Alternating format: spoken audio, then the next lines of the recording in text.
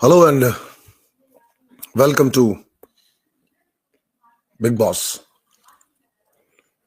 आज मूड नहीं है बोलने का कि welcome to our YouTube channel and all. नहीं कोई गाना गाने का मन है। चाहता तो शायद बोलता कि बहती हवा सा था वो, उड़ती पतंग सा था वो।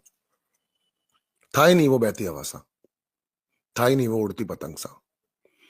रहा होगा वो अपने दूसरे शोज के अंदर बहती हवा सा और उड़ती पतंग सा। बिकॉज इस शो में आने के बाद कभी भी दिग्विजय दिग्विजय था ही नहीं।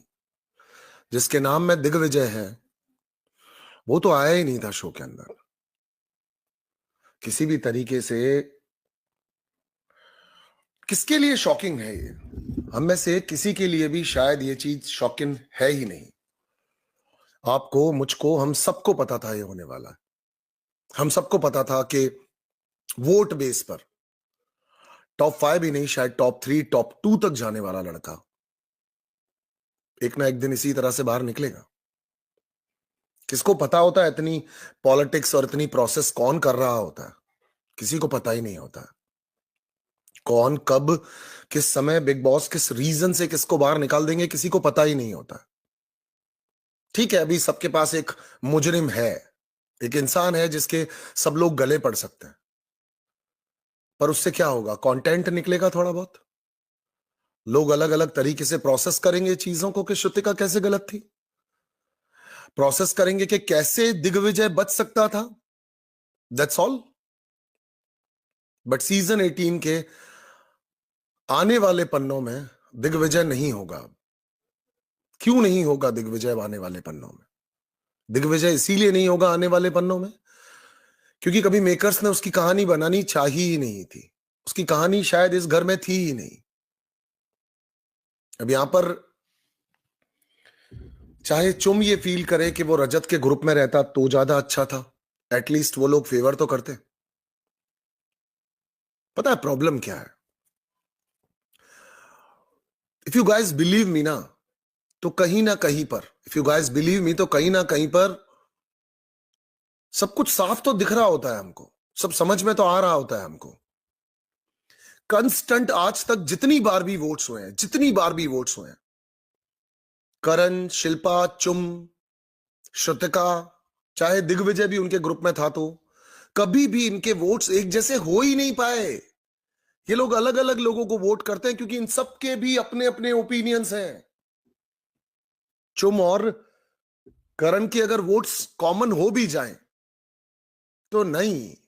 ये कौन सी फैमिली को खींच रहा है करणवीर, और कौन सी फैमिली का हेड है करणवीर, जहां पर कभी भी उसके हेड से तो चले ही नहीं नीचे के लोग। आज श्रुतिका का डिसीजन डाइसी था, या श्रुतिका अनप्रिडिक्टेबल है, कभी भी कुछ भी करती है। आप मुझे एक चीज बताओ, जो बॉटम 6 की लिस्ट थी, 100% गलती है श्रुतिका की कि श्रुतिका तुम बार बार priority priority priority priority priority.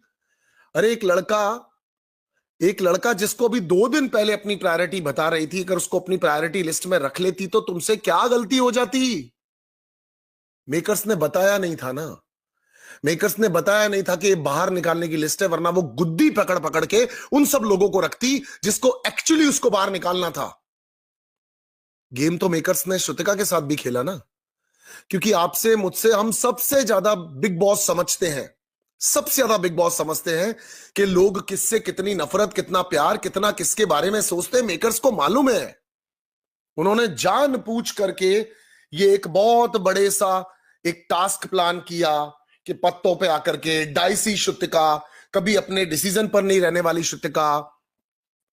Eden को पता है कि वो सही सही रहने के चक्कर में कुछ गलतियां कर बैठेगी, सबको मालूम है। मिस्टर राइट या मिस राइट रहने के चक्कर में श्रुतिका अक्सर गलतियां करती है। तो क्या मेकर्स को नहीं पता होगा? मेकर्स को नहीं मालूम होगा? मेकर्स को तो 1000 बार पता था कि आज क्या होने वाला है। सोचकर देखो कि टॉप 6 नाम क्यों रखे गए। देखा जाए तो दिग्विजय 11th नंबर पर था, आई थिंक। मैं देख भी लेता हूं एक बार, गलती नहीं हो जाए। जैसे बॉटम में रखना था तो 11th नंबर पे दिग्विजय था, 12th पे एडन थी, 13th पे यामिनी थी, राइट। अगर अगर मेकर चाहते तो यामिनी को पकड़ते बाहर निकाल देते, खलास। नहीं, उनके पास पूरा प्लान था, पूरा प्रोसेस था, उनको पता था क्या होने वाला है। अब सोचकर देखते हैं 11, 12, 13,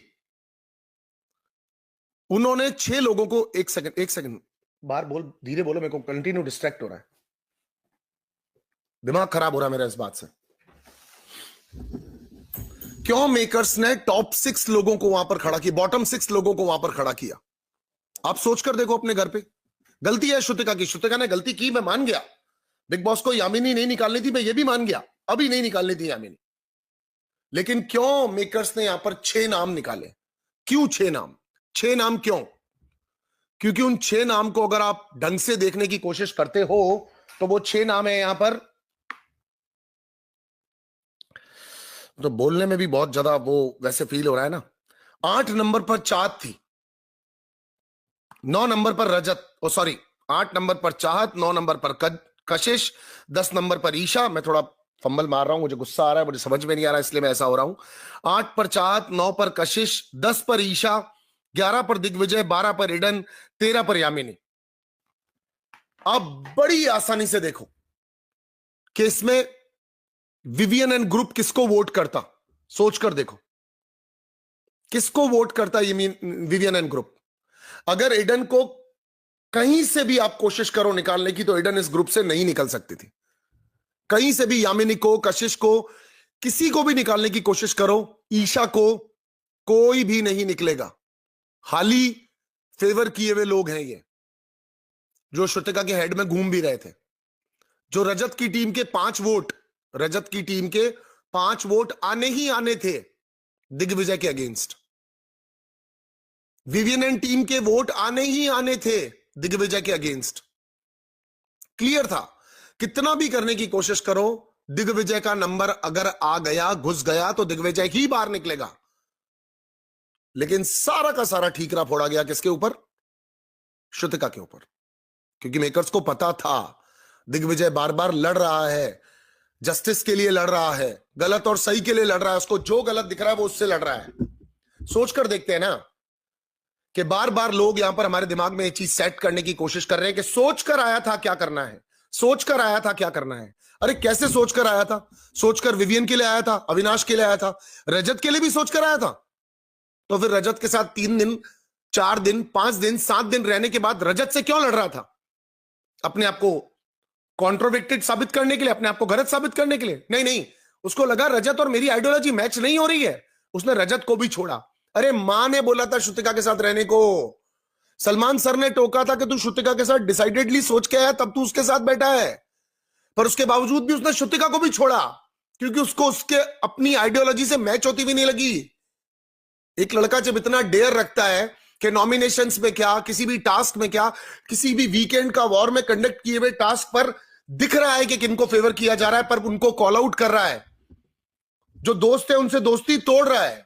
मैं नहीं कह रहा हूं इस धरती का सबसे अच्छा आदमी करणवीर होगा, मैं नहीं कह रहा हूं चुम होगी, लेकिन उनके साथ बैठा है और उनके साथ बैठते हुए भी अगर शिल्पा जी कहीं गलत होती है उसको कॉल आउट कर रहा है। ऐसा नेचर था ना उसका। तो एक रियलिटी कंटेस्टेंट के अंदर और क्या ढूंढना चाहते हो? एक रियलिटी कंटेस्टेंट में और हम क्या ढूंढना चाहते हैं? लेकिन नहीं, हम उसको हिपोक्रेट साबित करेंगे, उसको दोगला साबित करेंगे कि खेल के लिए किसी को प्रायोरिटी नहीं मान रहा।